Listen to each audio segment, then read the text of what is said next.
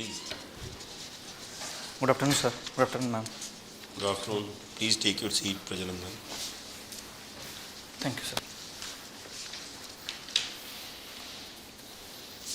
How do you pronounce your name? Prajananandan. Prajanandan, sir. Prajanandan. Yes, sir. Achha, J is because of the sound. Prajanandan. Yes, sir. We would have written it P-R-A-G. Yes, sir. But here is Prajanandan. Prajanandan, you are in the Odisha Administrative Service. Yes, sir. What are you doing at present? So currently I am posted as Deputy Collector in Bargarh district of Odisha. So what is your basic duty there? So I have been given this emergency section, so that relates to the disaster management aspect of the district, as well as the account section of the district. Yes, we heard that the Odisha is doing very well in the disaster management. Yes, sir. Compared to, say, West Bengal. Yes, sir. Or even Andhra Pradesh. Yes, sir. Adjoining states. Why do you think that Odisha has done so well? Sir, because of the lessons. Three things. Three things, sir. So after this 1999 super cyclone, so Odisha has changed its strategy and it has developed cyclone shelter centers. So infrastructure wise, now it has around 800 cyclone shelter centers in the coastal districts. That means infrastructure to handle the disaster.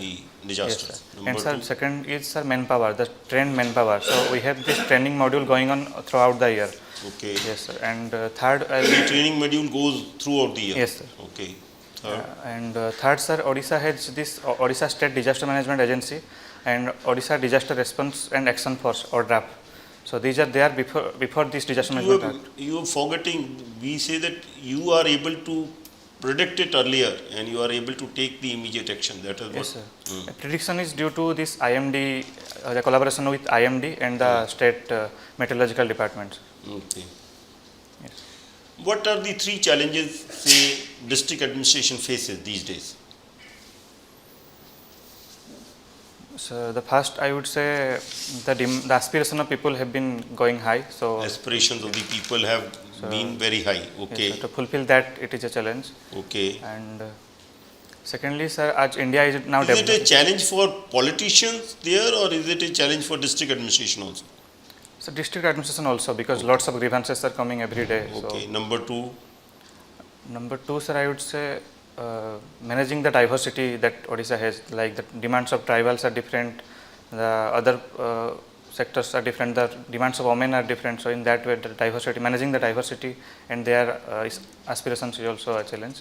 And third would be, sir, different districts have different challenges. For example, this western side districts have this drought challenge is there, and eastern part this. See, that will always happen. But yes, general district administration, I find one challenge is the handling the political representatives has become a major issue. I don't know whether that is there in Odisha or not. So that aspect is not there that much in Odisha. Yes, sir. So this bureaucracy and political tussle is not there that much. Not there. Yes, sir. But what are the other challenges? Maybe the meager resources is a challenge. Resources is a challenge, yes, sir, because to fulfill all the demands of the people, that much resources is not there. Tell me, you have been in the exam system and you have already been selected. Yes. Tell me what three changes you would like to suggest in the UPSC examination pattern. It should become slightly better.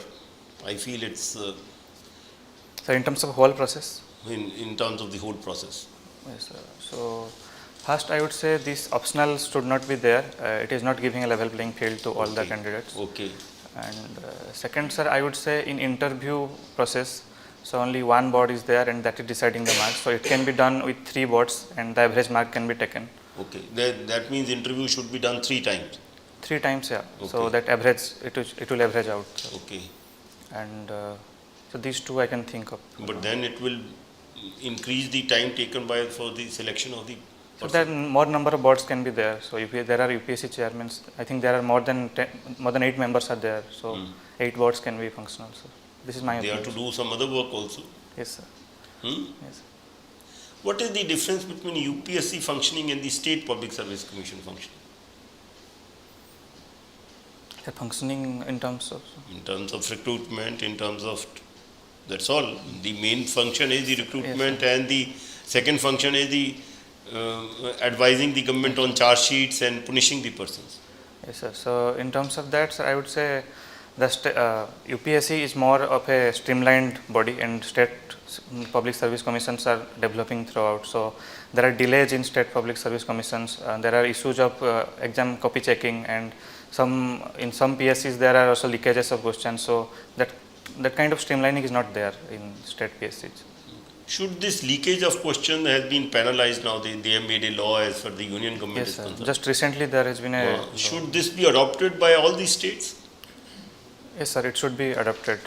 So in order to stop these exam leakages and to punish the person, so there is not, the fear is missing in that aspect. So such law can be there, sir. Okay, Pragya, your subject is geography and you are currently, now your city is Karanjia, so That's my hometown, sir. that's your hometown. So let's start with Karanj only. Sir. So what is Karanj and why it is important? Sir, it is one of the subdivisions of Mayurbhanj district. No, I'm not asking about subdivision. Karanj. Sir, What is Karanj? Karan, sir. No, So it's a tree, sir. it's a tree. Yes, sir. So what do we use for this? So, sorry, sir, I am not aware about it. Okay, because you're again 𝐄𝐗, Yes. so Kendu. So Yes, sir, what are Kendu the major non-timber forest produce of Odisha. Odisha? So the honey from that forest, and Honey is major. How much honey is produced in so in Odisha? Simlipal region of our district it is produced. Okay. And this lac, that is the gum part of it, and rubber is one such product. And Kendu leaves, that is one. You start with the major ones, no? You should start with major ones. Anyway, how much is the forest cover and tree cover? So in Odisha, Hmm. it's around 33%, sir, now. 32 to 33%. So what is the tree cover? Forest cover, and what is the difference between these two? So tree cover, so the forest has a different definition, sir. Hmm. And where the trees are located. Recently, Supreme Court said something about forest. What yes, it sir. said? Yes, sir. Supreme Court said that the forest definition should be as per the Godavaran judgment of 1996. And what it was? And it was that all types of forest, that notified or non-notified, which is No, coming it was under as the per dictionary meaning, Yes, till the forest is surveyed and categorized by the state government. Yes, sir. Why do you think the state government is not doing? In many cases, they haven't done. Sir, sorry, sir. Why the state government is not classifying forest or cover or not detailed survey and enumerating everything? Sir, maybe it is because of the infrastructure needs. We but cannot you- categorize forest. But now you have technology. Yes, sir. Now everything you can know through satellite, through drones, through everything. So there may be this vested interest of corporate politician nexus. There could be that reason. Yes, sir. We cannot attribute motives. Yes, sir. Okay. Now you are looking after the your subject is geography. Okay. Now how you see the geography of Odisha and then say that Odisha, we are blessed, we are blessed because of geography and cursed because of geography. Yes, sir. So Odisha is blessed because of geography. First point would be it is rich in mineral reserves, Mineral resources. iron ore, coal and bauxite. Three are major there.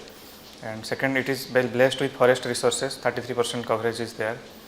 And third, I will say it has lots of wildlife also, and the coastline is there. So fisheries potential is there. And in terms of coast, I would say it is disaster prone. It is close to this Bay of Bengal, and So in most of the indicators, SDG and other indicators, Odisha has progressed remarkably well. Now what do you think is the factors? so the factors will be equal focus on every aspect. For example, agriculture, infrastructure and human resources. For example, in terms of human resources, there is this transformation of educational schools. By 5T transformation is going on. Then in health sector also, Odisha has been developing the district headquarter hospitals, transforming them, adopting more medical colleges. And similarly, in terms of infrastructure, there are more highways. Biju Expressway scheme is there. And so, and also tribal development aspect is there. There are more than 22 ITDAs are functioning, and many tribal specific schemes are there. But in Odisha, this about mineral resource, there has been a lot of controversy. Big projects were stalled and all those kind of thing, right? And many are still pending in the Supreme Court. Okay, so how to resolve this tangle So between sustainable kind of use of natural resource and the tribal development or tribal sustainable development? yes, sir. So the new methods like sustainable mining can be done, and proper environmental impact studies. No, should be but done. there must be a feeling of kind of participation by the local community. Now, what are the impediments there? So mostly these mining areas coincide with the forest areas and the tribal areas. Tribal areas. Yes. So in that way, the tribal displacement is happening there. And if we want to explore minerals, then this tribal has to be removed from there, or they can be used as a labor there. So these two options are there. But I mean, I don't understand, if there is mining, why they should be displaced. Mining is underground. So open hole mining is going on for So coal one and can be the open cast mining need not be allowed. yes, sir. The sustainable mining methods can be done, sir. Okay, okay. Thank you. Okay. Very good afternoon to you. Good afternoon, sir. You like visiting natural and places of cultural significance. Yes, sir. Very good. So, can you name a UNESCO World Heritage Site in India which has both of these in the same place? Yes, sir.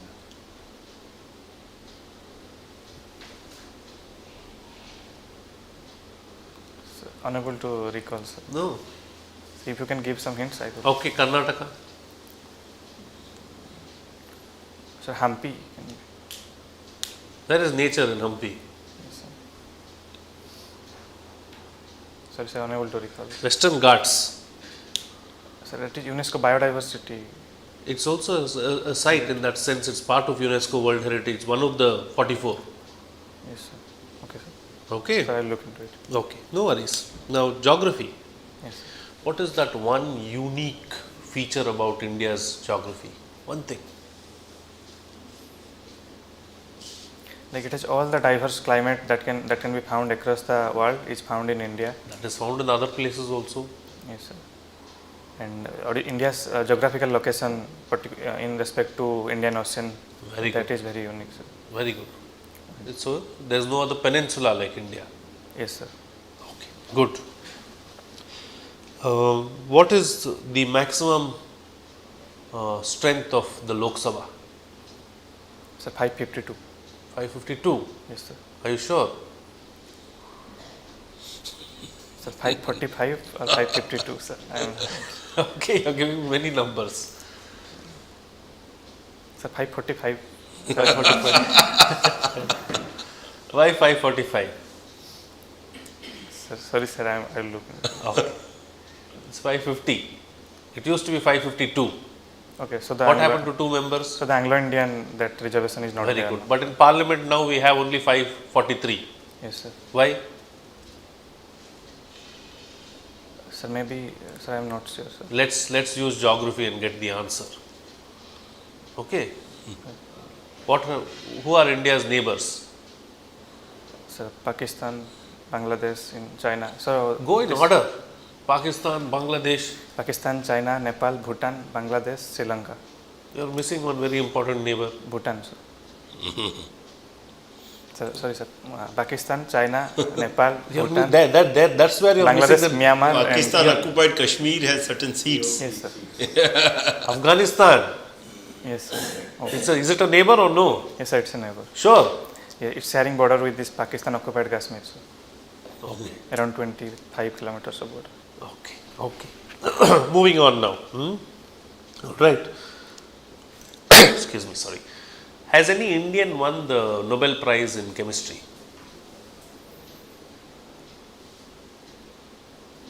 Yes, sir. In 2008 around, his name I am unable to recall. He got in biochemistry in cell Very good. biology. And finally, let's end with the 2023 Yes, sir. Nobel Prize in Chemistry. Sorry, sir. I am unable to recall. Sir. Okay, no problem. Thank you. Okay. Tell me the famous Prajnanandan. Yes, sir. He is a chess player. The youngest one to get grandmaster title. When he got? Exact year, sir. What is full name? Pragnananda, sir. Prajnanandan, his full name is not Prajnanandan, his full name is Ramesh Babu Prajnanandan. Yes, sir. And who is the youngest chess grandmaster? Sir? Youngest chess grandmaster.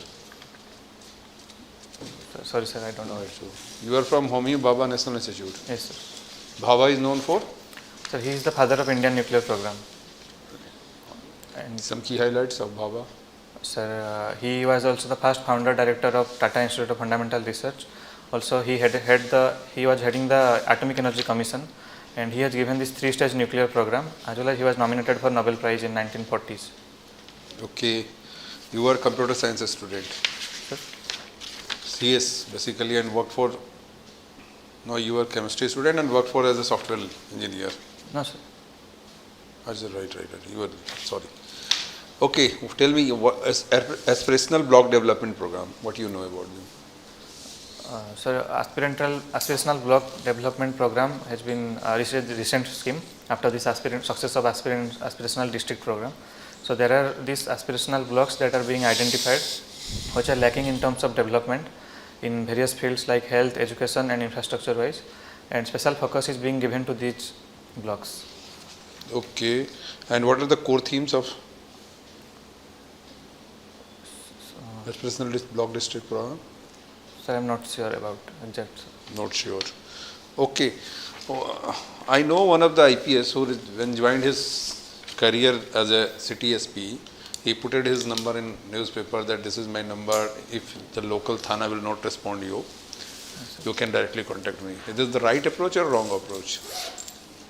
I think, sir, it is the right approach to connect to the people, and because the gap between administration and people is very much nowadays, and they don't know where to get their grievance to be addressed. So in that way, I think it is a good step. In that way, the people don't go to Thana and then directly can call.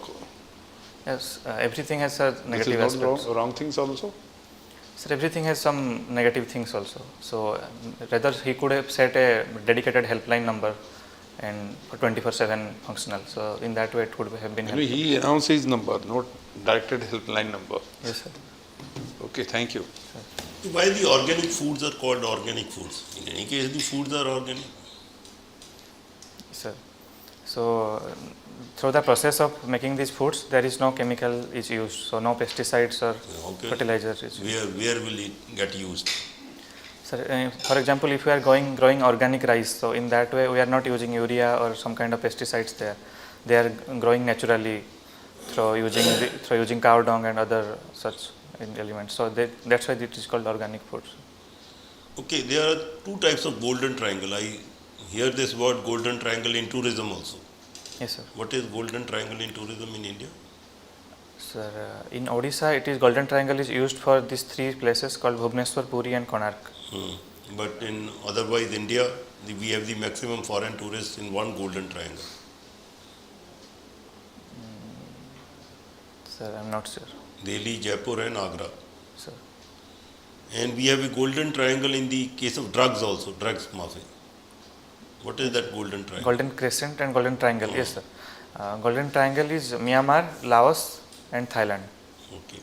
Thailand has now legalized some drugs also. Sir. What type of the drugs have been legalized in Thailand? So marijuana. And why? Why?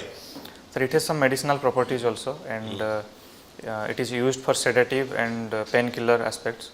And by legalizing it, they will also generate some kind of revenue. So that aspect is there. And any other reason for legalizing that? So that there will be more control and the security agency will be able to have a look where it is going. The path can be traced. Thank you. Thank you, Prajanandan. We'll call you for feedback. Sir.